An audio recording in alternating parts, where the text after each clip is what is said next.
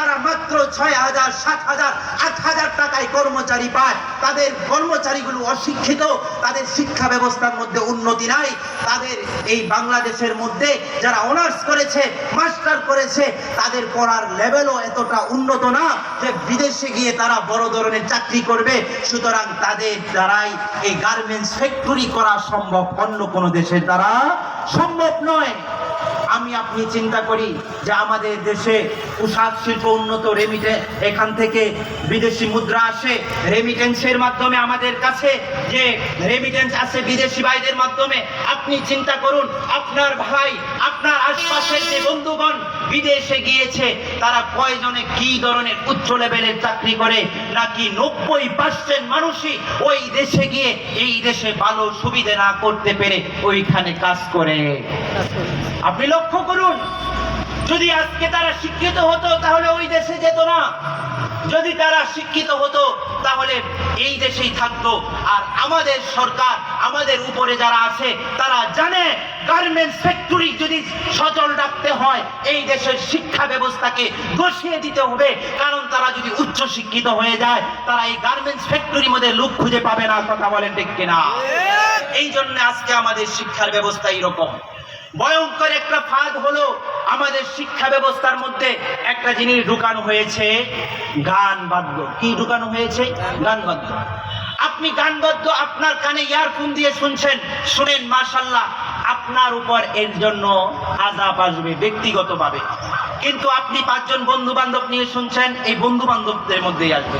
যখন আপনি এলাকা জুড়ে গান বাদ্যর আয়োজন করেছেন, কোন সময় জানি আল্লাহর গজব আসতে পারে, এমন একটা পাপের জিনিস আমাদের মুসলমানদের সন্তানের মধ্যে সয়লাভ করার জন্য তারা এই আমাদের শিক্ষা কারিকুলামের মধ্যে গান বাদ্যকে বাধ্যতামূলক করেছে। মুহতারাম হাজিরিন, যখন কোন আল্লাহর নাফরমানিকে প্রকাশ্যে স্কুলের সিলেবাসে অন্তর্ভুক্ত করে দিয়ে শিক্ষক রেখে গান বলতে, গান শিখতে, হারমোনিয়াম বাজাতে বাধ্য করা হয়, আল্লাহর গজব তত ত্বরান্বিত হয়ে যায়। এই জন্য আজকে আমাদের শিক্ষার ব্যবস্থা এত নিচু। ইহুদিরা জানতো না যে গার্মেন্টস ফ্যাক্টরি এত উন্নত, এটাই করি, তাছাড়া তারা কেন এত শিক্ষিত হয়? আপনি আমার উপরে যে আযাব গজব আসছে, এর জন্য বিদেশিরা যারা ইহুদি নাসারা তারাই শুধু দায়ী, এটা বললে সঠিক হবে না। এই কাজের জন্য আমরাও দায়ী। আমরা কেন আজকে শিক্ষা থেকে পিছনে চলে গিয়েছি?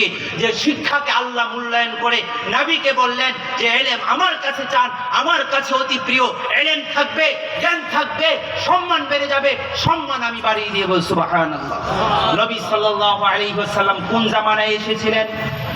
জাহিলি জামানায়। কোন জামানায়? জাহিলি জামানায় এসে এই জাহিল মানুষদেরকে তিনি যে বের করে নিয়ে আসলেন কিসের আলোতে? জ্ঞানের আলোতে। যদি তিনি জ্ঞান শিক্ষা না দিতেন তাহলে এই জাহেলগুলো জাহেল থেকে আর বের হতে পারতো না। কুরআন যখন অবতীর্ণ হলো, প্রথম যে ভার্সটা অবতীর্ণ হয়েছে, প্রথম শব্দটাই হলো পড়ো, ইকরা, পড়ো। এর চাইতে গুরুত্ব পড়ার আর কি হতে পারে? যে কালামুল্লাহর প্রথম শব্দটাই হলো পড়ো, সেই জাতি নাকি পড়তে জানে না, এর চেয়ে দুর্ভাগা জাতি আর হতে পারে না। আজকে দুর্ভাগা কারণে আজকে আমাদের এই অবস্থা। কোন নবী তাদের ওয়ারিস হিসাবে তারা কোনো ব্যাংক ব্যালেন্স, জমি জমা রেখে যান না, তারা রেখে যান সেটা হলো জ্ঞান, ইলম। কি রেখে যান?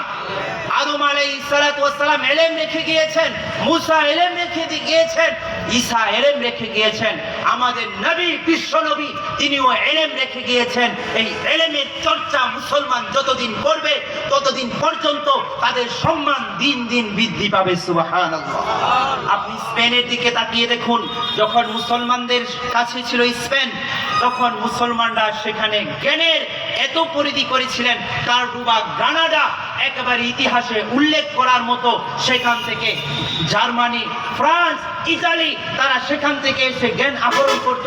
ভাগ্য পরিক্রমায় স্পেন মুসলমানদের হাত থেকে চলে গিয়েছে, কিন্তু জার্মানি, ফ্রান্স, ইতালি আজকে বিশ্বের মধ্যে উন্নত রাষ্ট্র। কথা বলেন ঠিক কিনা? কিসের জুড়ে হয়েছে? জ্ঞানের জুড়ে হয়েছে।